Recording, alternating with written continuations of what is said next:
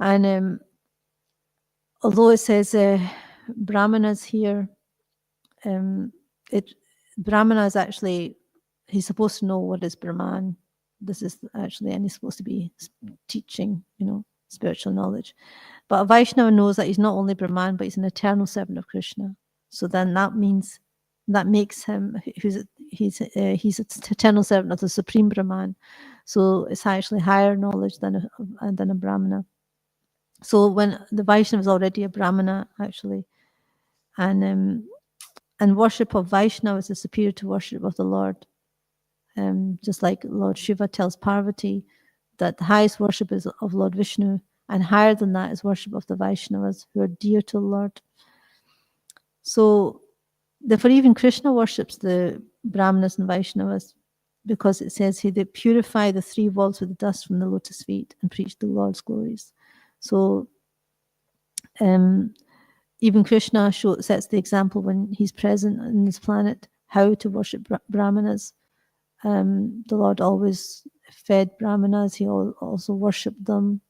If you remember the story of Sudama Brahman, when Sudama Brahman, his friend, came, Krishna came off his throne and offered his throne to Sudama Brahman and washed his lotus feet and offered him all sorts of eatables and nice clothing.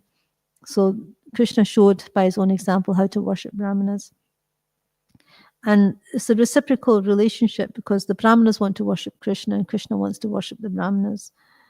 And although a Brahmana or a Vaishnava may, is worshipped like the Lord, but he remains a faithful servant, and he never tries to enjoy this prestige, this worship for himself. He doesn't think that now I'm being worshipped, and he doesn't try to enjoy that for himself.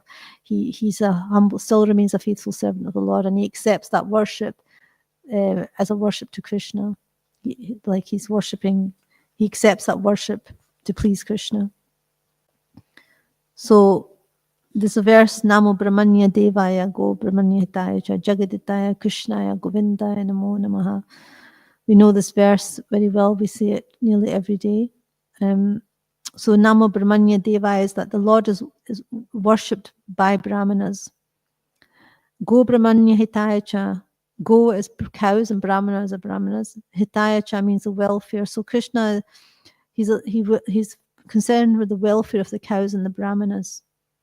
And Jagaditaya Krishnaya, he's benefiting the whole world. Jagat is the whole world. Govindaya Namo Namaha. So we offer respectful obeisances unto Lord Krishna, who's known as Govinda. So he's a worshipable deity for all Brahmanical men. He's a well-wisher of the cows and the Brahmanas, and he also benefits the whole world. So the Brahmanas and cows are so important in civilization. I've got a nice quote here from Prabhupada. Prabhupada says in one of the purports that Brahmanas are the symbol of spiritual education, and the cows are the symbol of the most valuable food, milk. So the Brahmanas are the symbol of spiritual education. So this is the most important education in the world. And the cows are the symbol of the most valuable food, or milk. So this is the most important milk, most important food. These two living creatures, the Brahmanas and cows, must be given all protection. That is real advancement of civilization. In modern human society, spiritual knowledge is neglected and cow killing is encouraged. A civilization which guides citizens to become animals in their next lives is certainly not a human civilization. The present civilization is grossly misled by modes of passion and ignorance. It is a very dangerous age, and all nations should take care to provide the easiest process Krishna consciousness to save humanity from the greatest danger. So Prabhupada is like giving everything in a nutshell, that the importance of cows and Brahmanas, and especially this is actually for a proper human civilization. There needs to be cows and there needs to be Brahmanas that are protected. And because in the modern age that these are not actually present, these are, it's like Prabhupada says that spiritual knowledge, or the Brahmanas, they're neglected and the cows are killed. So spiritual knowledge is neglected in this age and the cows are being killed. So it's a total opposite of what a human civilization is supposed to be. And Prabhupada says that it's such a dangerous age, and actually they have to, all the nations should take care to provide the easiest process of Krishna consciousness to save humanity from the greatest danger. So this is actually the most important thing, that to save humanity, then this process of Krishna consciousness has to be preached and established throughout the world, so that there is protection of cows and brahmanas, so that human civilization can return again. And actually we see that this is actually Krishna's culture, even in the spiritual world. Krishna's culture is respect and protection to the brahmanas and cows, and Krishna shows that. He's takes up the process of cow protection. He herds cows. Of all things, Krishna herds cows. I mean, that's such an important activity that even God does it himself. And he protects cows, and he respects brahmanas. And so we should faithfully worship Krishna and satisfy him by worshipping the brahmanas and cows, because they're very dear to Krishna. And so brahmanas are very dear to Krishna anyway, but those who specifically preach this message are most dear to Krishna. And hear that verse from the Bhagavad Gita 1869. Nacha tasman manisheshu kaschan me priya krittamaha. So Krishna is saying that one who teaches or gives this knowledge to others, the knowledge of the Bhagavad Gita to others, then there is no servant in this world more dear to me than he, nor will there be ever one more dear. So this is how Krishna sees devotees who are preaching the message of the Lord. So when we're distributing Srila Prabhupada's book, when we're doing Harinam, when we're preaching Krishna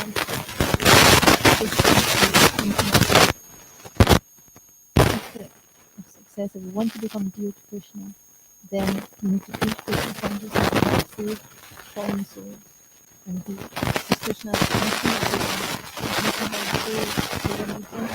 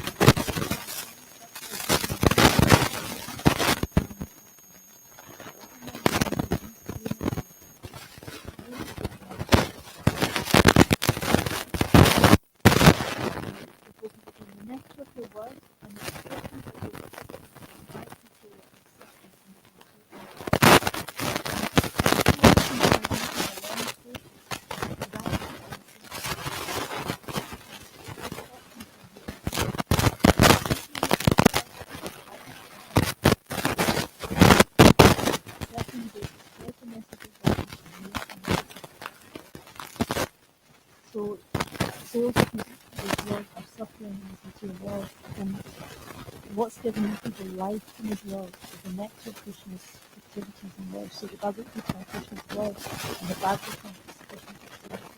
So if they're giving the Bhagavad Gita and the Bhagavatam to people and becoming conscious of suffering,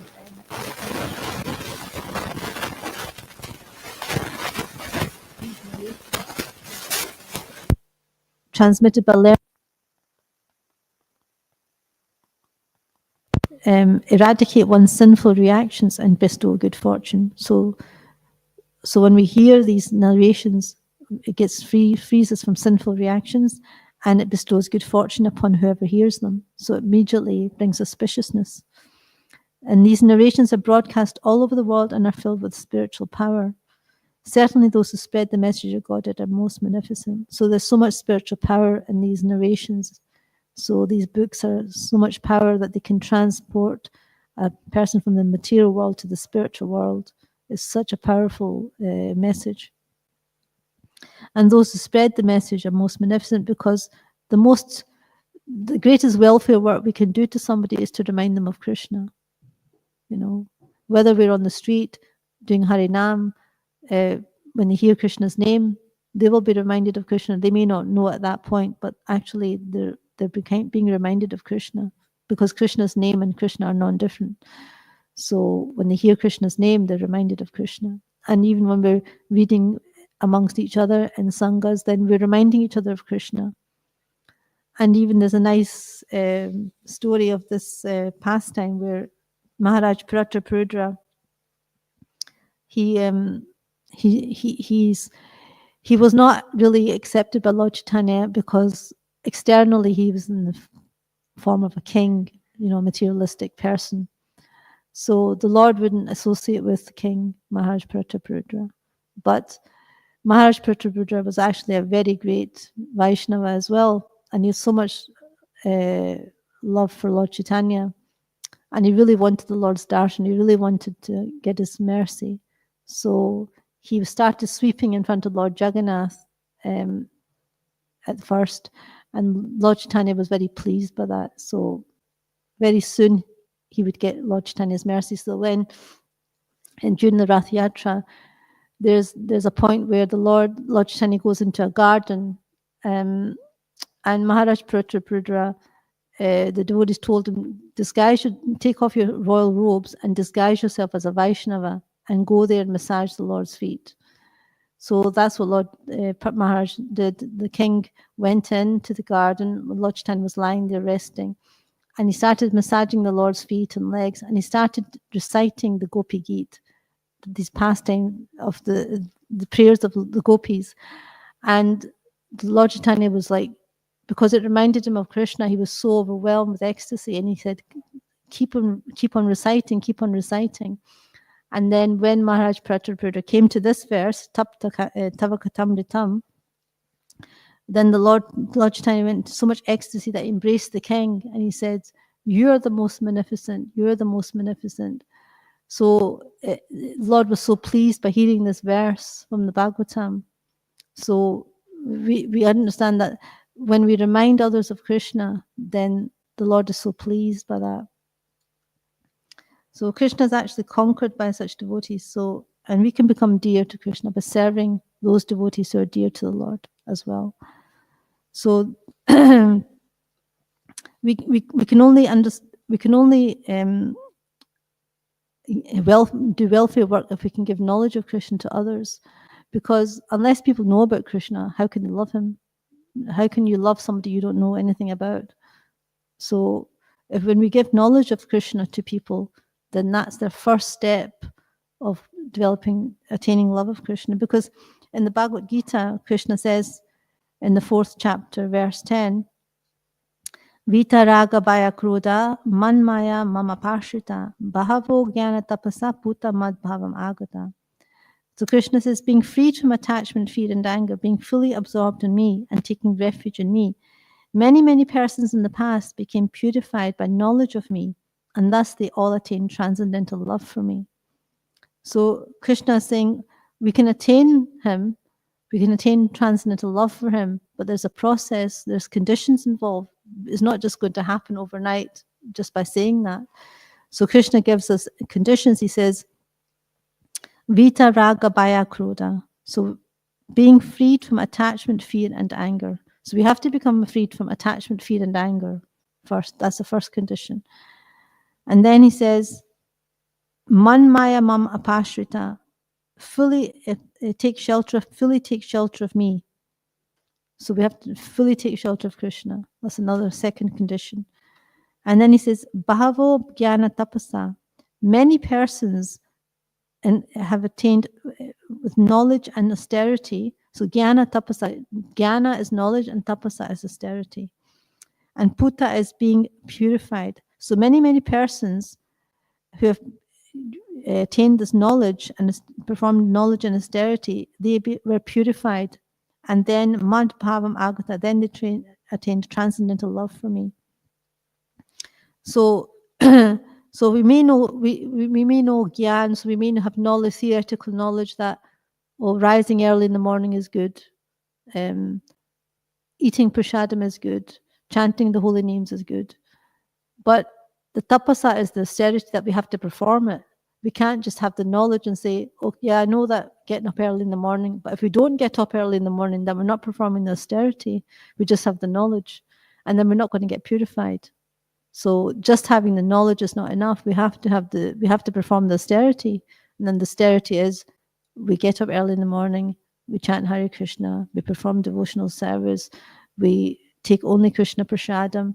And Prabhupada actually said, I was listening this morning to Prabhupada, he said, actually, the austerity is chanting, dancing, and feasting. The Lord has given us such an easy process of austerity. It's a joyful process. It's not that we're going to the Himalayas and performing austerities for thousands of years without eating or drinking anything. He's given us such a nice process. But Prabhupada says, still people don't take it. Still people don't take up this simple life of Krishna consciousness, this austerity of chanting, dancing, and feasting. He says, because they're so misfortunate. They're so unfortunate. So it's so important that we understand that the process has to be performed properly to get the proper result. We can't just have one or the other. These are the conditions Krishna says. He says we have to become free from attachment, fear, and anger. We have to fully surrender to him, fully take shelter of him. We have to perform the tapasa by knowing these books give the knowledge of the austerities we have to perform, gives knowledge of Krishna. Without knowledge of Krishna and knowledge of devotional service, we can't perform it. We won't know what to do. So that's why the jnana has to be there, the knowledge has to be there. And then by that knowledge, we can perform the austerity and get purified, and then we can attain love for Krishna. So this is Krishna's own words. So the process, we can't just not perform the process and expect the result. So this is actually so important that we actually understand what is the process of devotional service. And the Bhagavatam illustrates it so nicely, all the 9 processes of devotional service, starting with hearing and chanting, Shravanam, Kirtanam. And hearing and chanting are the first 2 processes, and they're the most important processes. So we start off with the most important process of hearing and chanting of Krishna's pastimes, his qualities, his holy name. And if we don't, then we're actually missing the fortune. We're misfortunate because we're missing the fortune. We can attain such a spiritual life after this life. And if we don't follow the process, then we're missing out. Shishikodantai Mai Prashashiki Jai.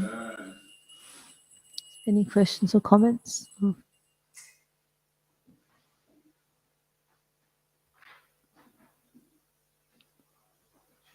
Says the worst thing is to be misfortunate, being unfortunate. It's okay because then you can be fortunate, but then if you give up that fortune, then you can be misfortunate. So what's the it seems like more people end up misfortunate than fortunate. Because they have other desires, and they find that they feel like Krishna consciousness is not going to allow them to fulfill those desires, because then they'll have to take up Krishna consciousness, so they'll not want to fulfill their sinful desires. Okay.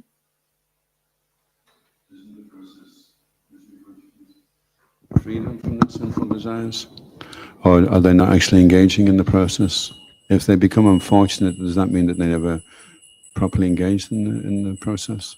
So if they take up Krishna consciousness and then fall away, then it's like they found like they've received a great wealth and they've just let it go. So that's actually worse. Somebody who hasn't got any wealth, they're unfortunate, but somebody who receives wealth and then just lets it go, then they're even more unfortunate, because they've got the wealth and they just didn't take it up, didn't use it.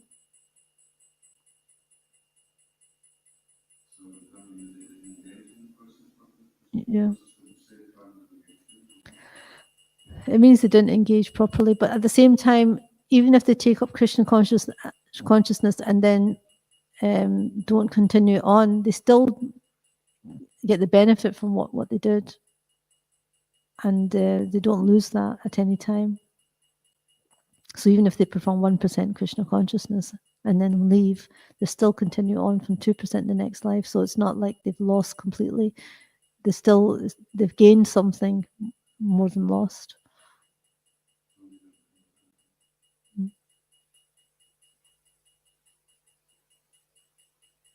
Anything else?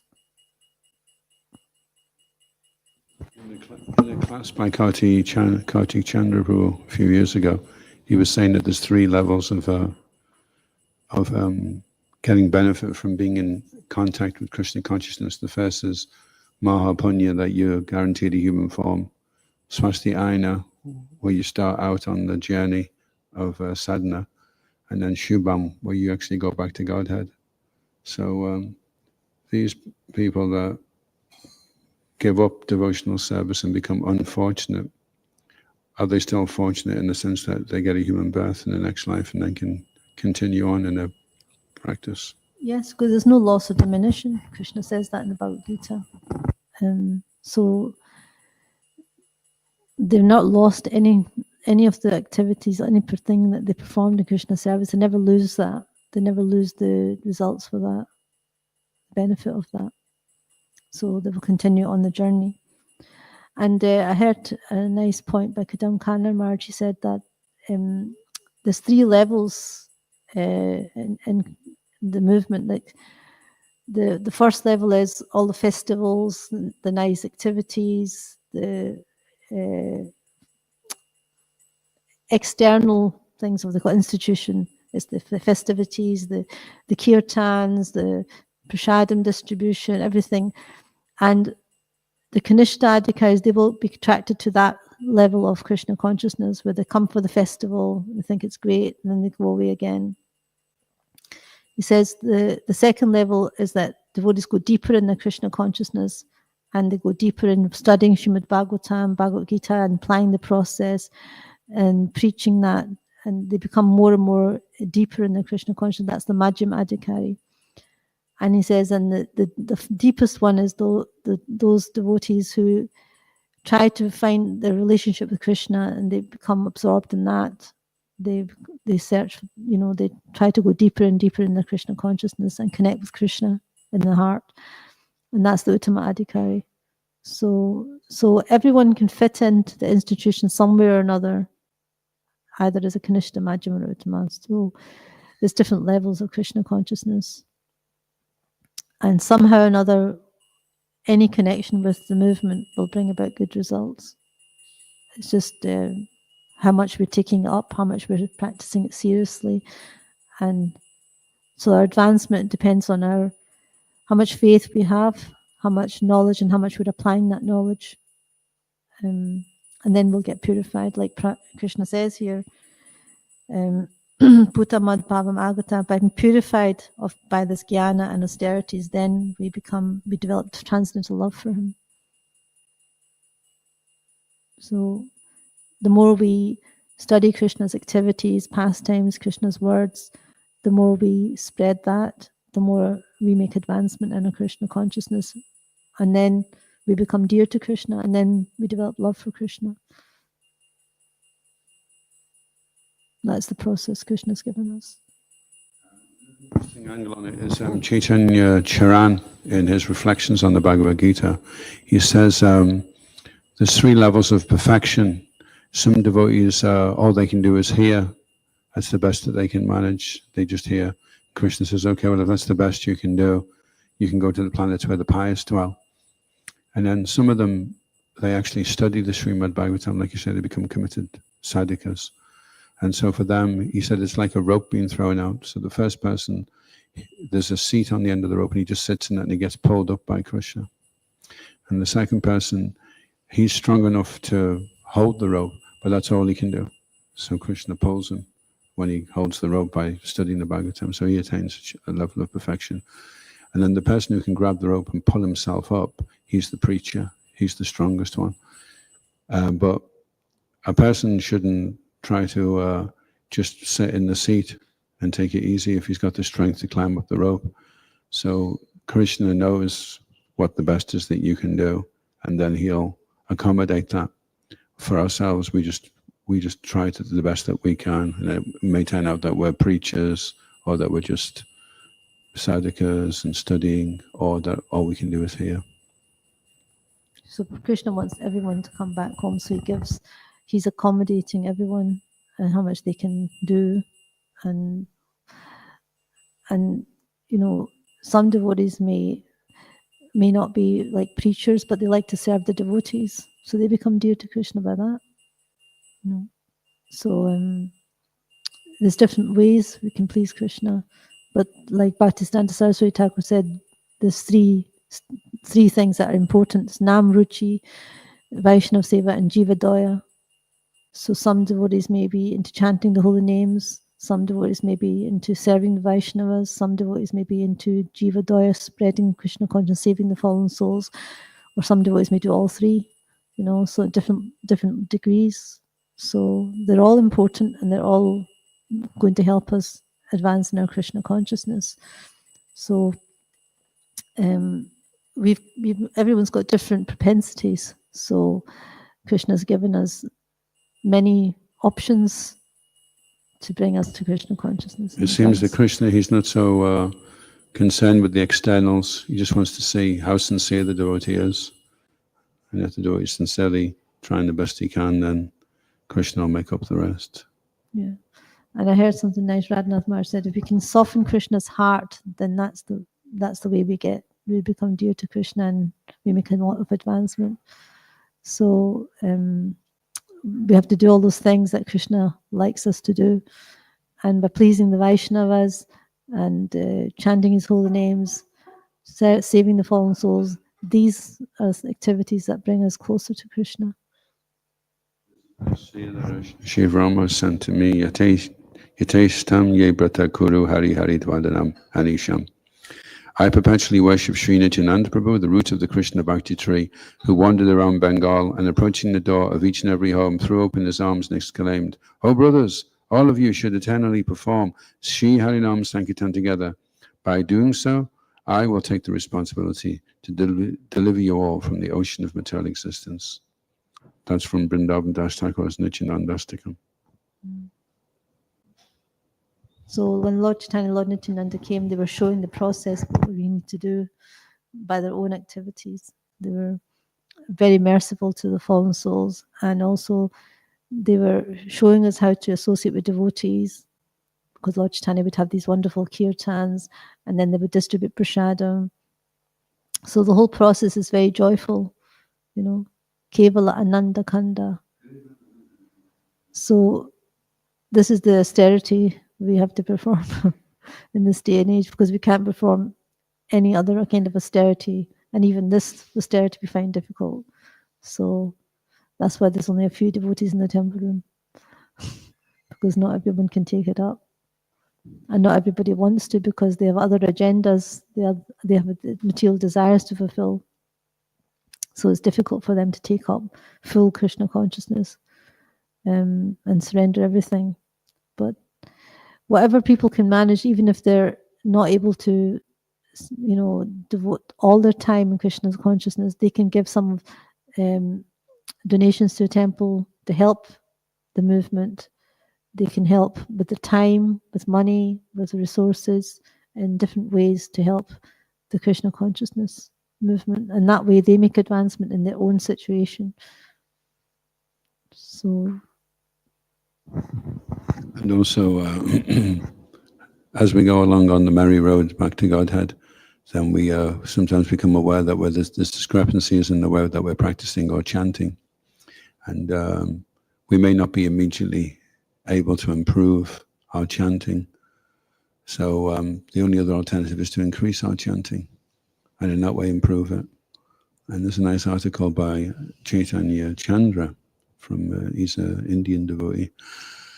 And he says, some devotees can chant 16 rounds with full attention. And for me, I'm not advanced enough to do that. And that's sufficient for them. But for me, that's not enough for me. And I can't manage that. So I have to chant more rounds.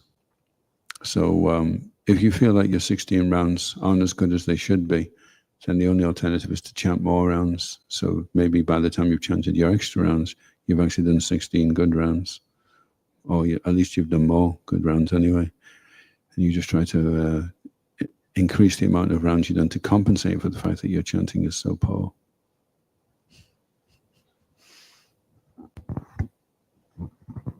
Has Rena's got anything to say?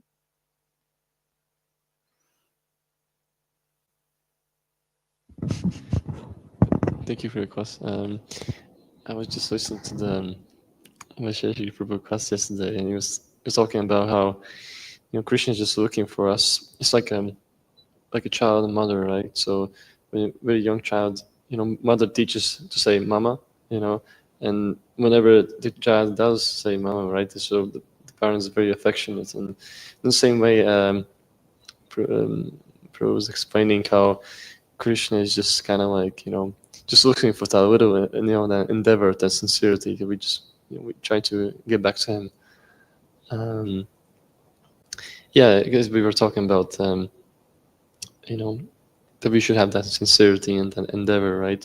So it doesn't matter, like, we shouldn't try to be the best, but we should try our best, like, our best might be different from someone else's best. And, yeah, something like that. Yeah, everyone's got different, talents or different levels of best functioning, So not everybody's a Hanuman, Somebody may be like a spider or a squirrel, It's like that pastime in the Ramayana, right?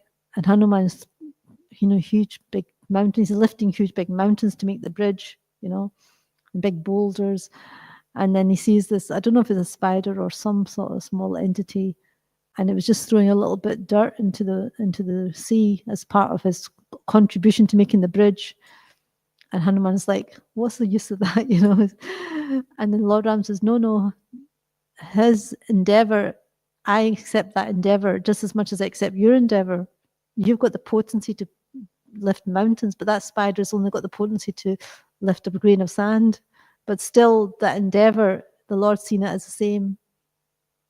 So we may not be like able to do what Hanuman does or others do, great Vaishnavas do, but whatever we do, we have to do our best in our capacity, whatever capacity we have. And Krishna sees that. He sees the best in our capacity, So and sees how much we are trying to help him. And it's also the mood in which we're doing it. That's what actually Krishna's interested in, not so much the amount of things or the externals, but he's actually interested in the mood of love that we're doing it with, devotion that we're doing it in. So, the cowherd boys can offer Krishna a little flower, Krishna with love, and Krishna just accepts that as the most wonderful thing, And somebody else maybe trying to offer, like Duryodhana was trying to offer this huge big feast to Krishna. I was all like amazing royal feast, and Krishna didn't want to accept it because there was no love, there was no devotion. He was just doing it as an external show, and he had other ulterior motives. So sometimes it's not so much the externals, it's more the mood in which we're doing it that Krishna sees. Of course, we shouldn't think, well, I offered this, I collected £1 for Krishna with devotion, and no, that's not like, and I didn't want to collect any more because it wasn't with devotion. No, we do our best in trying to engage the fallen souls, trying to help the yatra go forward, help the temple, and the best we can. But it should be like, the mood shouldn't be begrudging. We shouldn't be doing it like in a begrudging way. We should be doing it like, this is an opportunity to please Krishna and the devotees. So it's really the mood in which Krishna's interested in. So, got 5 minutes left. Jayanand, would you like to say anything?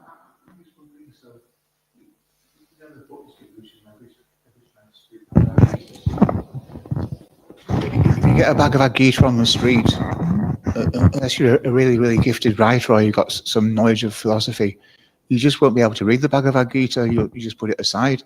So I'm thinking, is there any point in distributing Bhagavad Gitas, or should we just stick to something simpler? No, the Bhagavad Gita is like a deity. And even if that person doesn't read it, even if he just takes it home and puts it in his house, that vibration from the Bhagavad Gita will purify him. Because there's many stories that I've heard that one devotee, it was her boyfriend's Bhagavad Gita, and she never read it, and she split up with her boyfriend, and she took that Bhagavad Gita and put it in the bin, and she became a devotee you know. Another devotee had a Bhagavad Gita in their house. They never read it. They left it in their house. They went across the world to Australia, and there they became a devotee. So that potency of the Bhagavad Gita is there, whether unknowingly that person will make spiritual advancement. The Gita Sukriti is going to be there, and even if they don't read it, they'll come to the point where, even by touching the book, Prabhupada says, they'll make spiritual advancement. So they're carrying the book home, that they're making spiritual advancement. They put the book in their house, that book's going to have an effect on them. Just like the day Krishna's present there, Prabhupada's there in the book. And there's a story, an amazing story that I heard. This book distributor had a dream.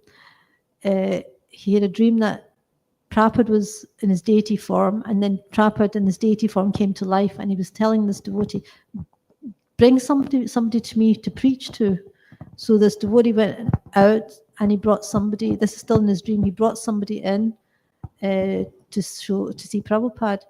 And then Prabhupada, he went into the book. He disappeared from the deity, went into the book.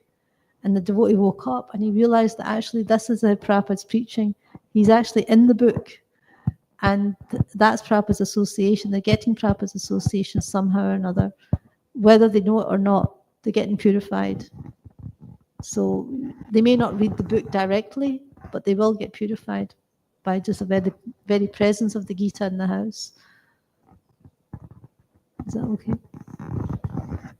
So that's why it's so important that even if we don't realize that the significance of it, we still distribute the books, because they'll Even get the benefit. even if they touch the book, they get a human birth. Yeah.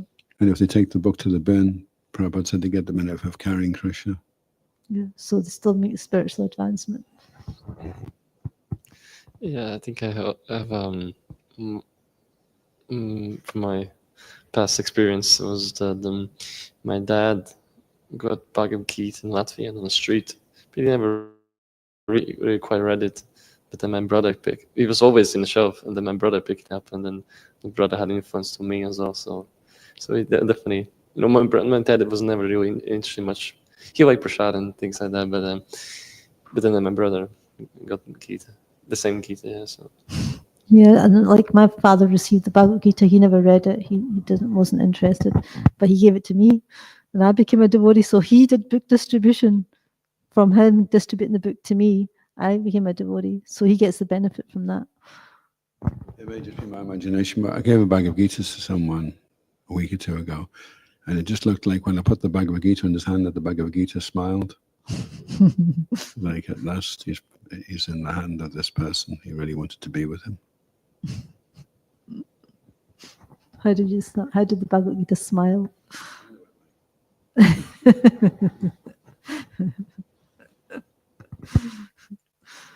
Well, Krishna is smiling. We'll feel satisfied, and Prabhupada is smiling, so we'll get the benefit. And so wherever the Bhagavad Gita is, it's like an auspicious place. It becomes auspicious, like wherever the deity is, it becomes an auspicious place. The Bhagavad Gita is not the one that reads it, Jen. It's the fifth person. They did it. They did this thing where people wrote in for beads and incense. So they asked them, "How did you find out about us?" And they said, "We got a book." And they said, "Did you get the book?" No, I got it from a friend. Who did he get it from? From a friend. Who did he get it from? From a friend. And then finally, the fifth person down the road was the person that got the book. So where the book goes, because the book is alive, it knows where it wants to go and who it wants to read it. And also, every person who's passed it on, they're going to get the benefit of distributing a book. So they'll get the benefit of making a devotee, right? So it's amazing. So it's like we're distributing books, and they're also distributing books. And they actually may make somebody a devotee by their book distribution. Like my father gave me the book and I became a devotee. I didn't get it directly from a devotee. I got it from my father. So he'll get the benefit. He got it from one of the devotees. But so they'll get the benefit. Whoever distributes the book from us, they'll get the benefit of distributing books as well. So everyone's going to benefit. It's all auspicious. So there's no loss. There's no diminution in it. Okay. Granthara Srimad Bhagavatam ki jai, ISKCON Govinda ki jai, Shri Prabhupada ki jai, Gaur Premanandi.